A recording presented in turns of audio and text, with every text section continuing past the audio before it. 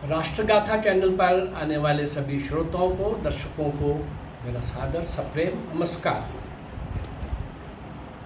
190 वर्ष का कालखंड 1757 से 1947 अंग्रेजों का राज था।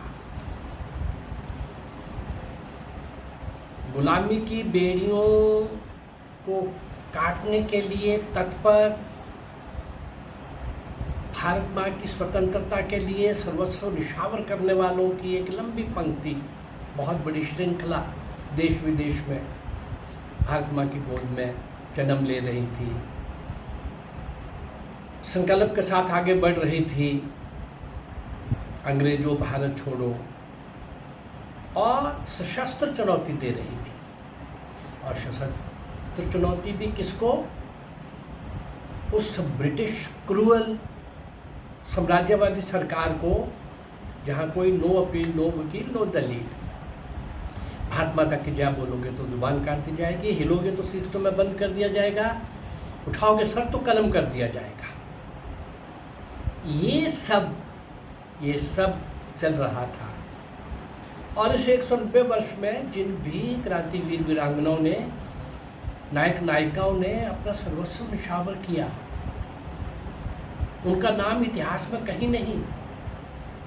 और हमें जो बताया गया आज़ादी नेहरू और गांधी ने लिख के दी है, इससे बड़ा कोई मजाक नहीं हो सकता। चलिए, इस चैनल के माध्यम से लगभग 655 वीडियोस आप तक पहुंच गई हैं। और इनमें जितने नाम मैंने आपके सामने लाए हैं, 99% लोगों को कोई नहीं जानता। वो हुतात्माएं, वो हमारे पुरखे, वो पूर्वज, वो बलिदानी, वो भारत माँ की स्वतंत्रता के लिए अपने आप को होम करने वाले, शौर्य और वीरता के कमाल के पृष्ठ लिखने वाले। लेकिन उनको इतिहास आज़ादी के बाद, मिली आज़ादी के बाद इतिहास में उनको कहीं भी दर्शाया नहीं गया। चलिए, उस लंबी श्रृंखला पंक्ति के साथ मैंने कल के एपिसोड में एक नाम जोड़ा था, ठाकर रोशन सिंह। इसके पहले रोशन लाल मेहरा के भी 3 एपिसोड मैंने आपको दिए हैं। ठाकर रोशन सिंह,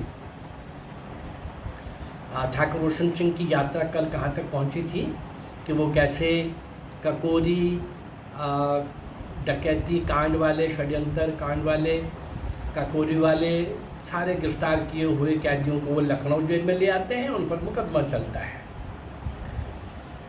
बाकी लंबी कहानी है। लेकिन वो जो वहाँ के जेलर थे, सौभाग्य से वो जेलर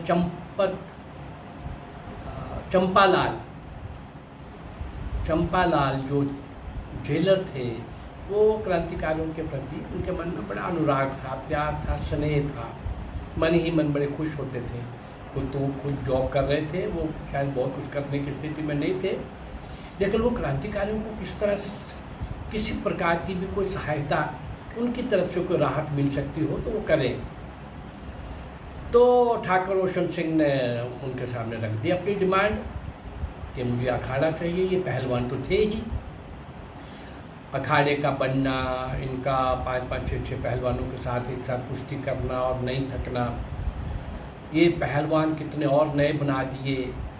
और पहलवान ही नहीं बन रहे थे, फिर वही वो देश के लिए देशभक्ति के भावों से ओत-प्रोत क्रांतिवीर भी बन रहे थे। चलिए आगे बढ़ते हैं हम। ये सब चल रहा था।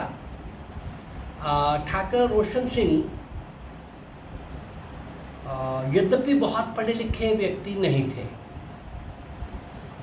पर वे कुशाग्र बुद्धि के थे और अत्यंत व्यवहार कुशल भी। हिंदी उर्दू का ज्ञान उन्हें पहले से ही था और अपने बंगाली मित्रों के साथ जेल में रहते हुए वो बंगाली भाषा भी सीख गए थे। अभ्यास करते करते बंगला भाषा की पुस्तकें भी पढ़ने लगे थे। बंगला भाषा सीख लेने के बाद उन्हें धुन सवार हुई कि लगे हाथ अंग्रेजी भी सीख ली जाए। अपने क्रांतिकारी साथियों से वे अंग्रेजी भी सीखने लग पड़े। उनकी ये धुन देखकर राम प्रसाद बिस्मिल, ककोरी षड्यंत्र के हेड, बहुत बड़े क्रांतिकारी, इनके कई एपिसोड में आपको दे चुका हूँ, श्री राम प्रसाद बिस्मिल उन्हें छेड़ते हुए, चिढ़ाते हुए अंग्रेजी की धुन देखकर, ठाकर साहब क्या फांसी से बचने के लिए अंग्रेजी सीख रहे हो? तो क्या जवाब मिला? नहीं नहीं, मैं फांसी पर चढ़ने के लिए अंग्रेजी सीख रहा हूं। मैं उस अंग्रेज जज को अंग्रेजी में गाली दूंगा, अंग्रेजी में गाली दूंगा तो वह चिढ़कर मुझे फांसी का दंड सुना देगा। जेल में रहते हुए क्रांतिकारी लोग आपस में ये अनुमान तो लगा ही लेते थे कि किसको कितनी सजा मिलेगी। सभी को ये अनुमान हो जाता था, पर यहाँ जो क्रांतिकारी थे इन सबको एक अनुमान ये था सामूहिक रूप से कि ठाकर रोशन सिंह को 5 वर्ष की ये कारावास से अधिक सजा नहीं मिल सकती। उन्होंने ट्रेन डकैती में भी हिस्सा नहीं लिया और उनके विरुद्ध कोई संगीन जुर्म भी नहीं बनता। होते करते वह दिन भी आ गया जब ककोरी षड्यंत्र कांड के मुकदमे का निर्णय सुनाया गया। 6 अप्रैल 1927 1927 को सेशन जज मिस्टर हैमिल्टन ने लखनऊ के रिंग थिएटर में जो निर्णय सुनाया, जब वो निर्णय सुना रहे थे तो जब ठाकर रोशन सिंह का क्रम आया, अलग अलग लोगों के अलग अलग सजाएं सुना रहे थे, तो जब ठाकर रोशन सिंह का जिम्मे जब उनकी बारी आई, क्रम आ गया, तो जज साहब ने किसी एक धारा में 5 वर्ष की कारावास की सजा सुना दी और एक अन्य धारा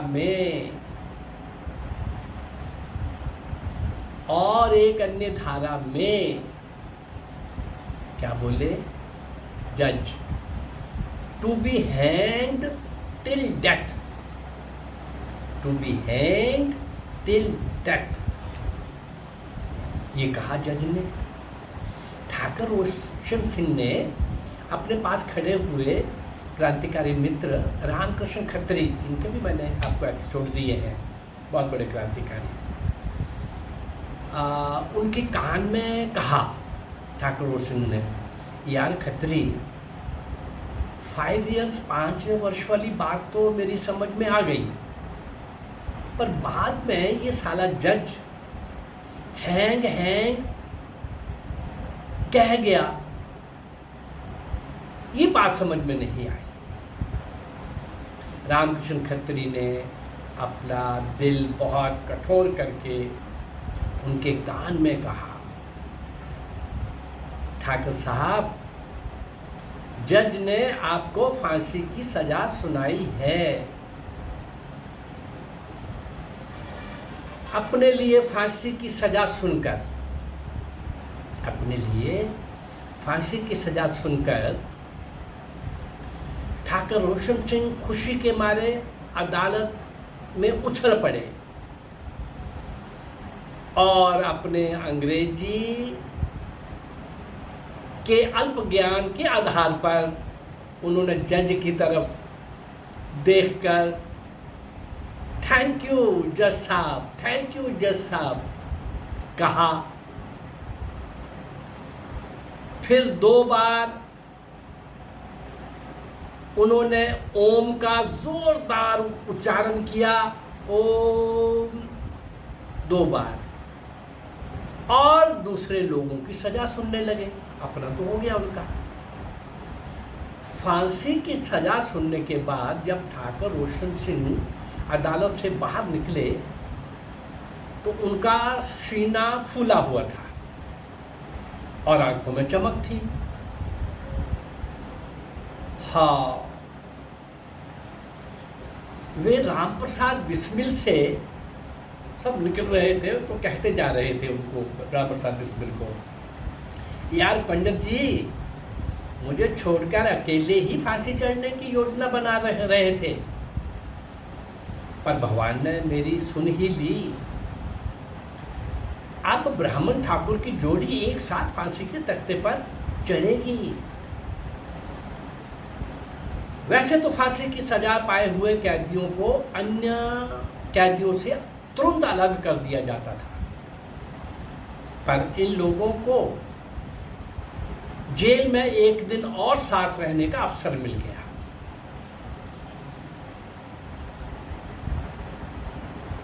हाँ, अगले दिन उनको अलग अलग जेलों में भेज दिया गया। ठाकुर रोशन सिंह को इलाहाबाद, जो आज का प्रयागराज है, उस समय के इलाहाबाद की नैनी जेल में भेजा गया। उनके साथियों ने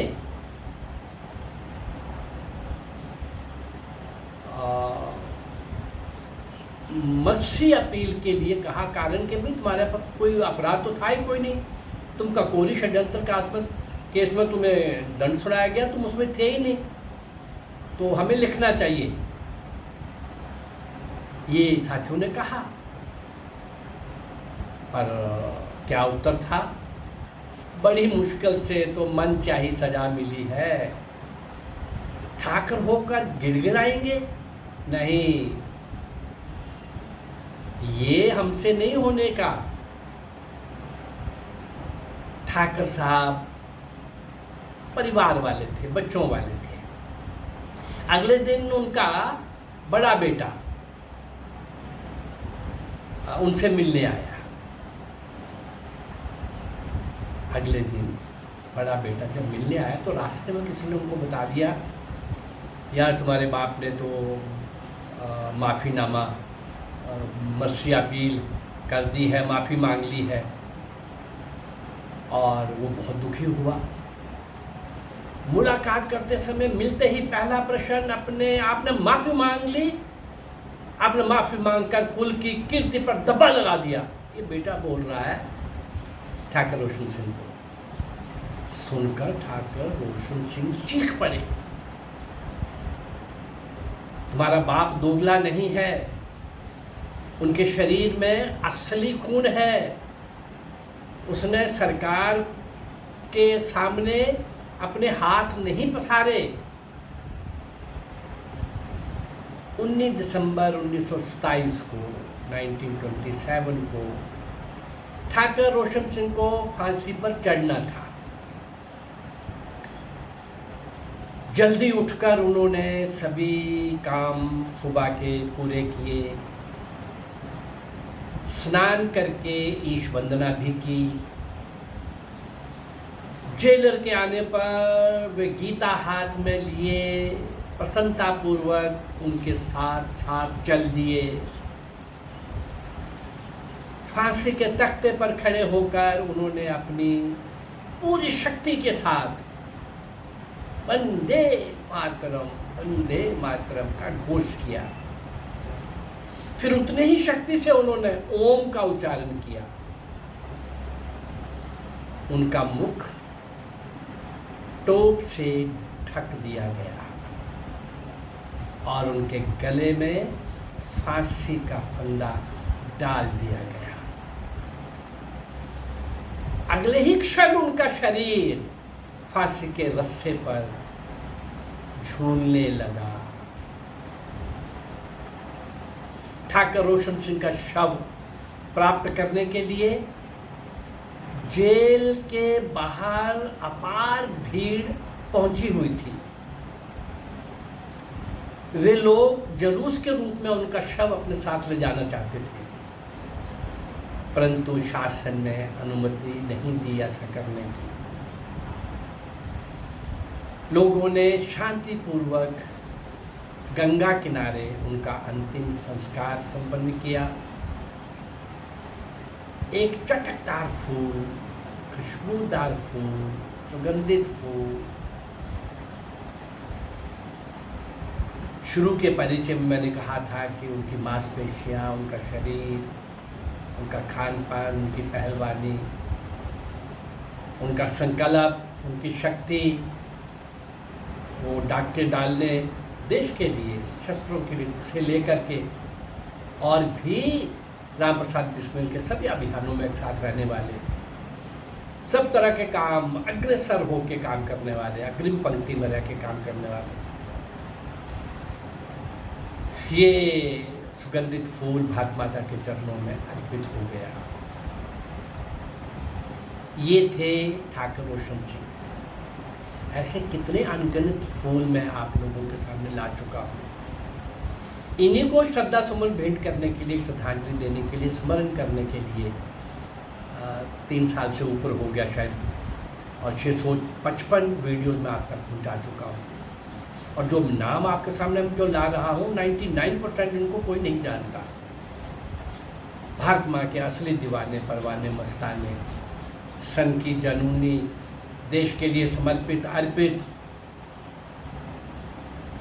किसी भी समय कुछ भी हो सकता है। जान हथेली पर लेकर के आगे बढ़ने वाले, फांसी के तख्तों पर झूलने वाले, जेलों के अंदर लंबी सजाएं सहते सहते दम तोड़ने वाले, और काला पानी की सेलुलर अंडमान जेल में लंबी सजाएं वहीं मर खप जाने वाले, किसी का नाम इतिहास में नहीं आया।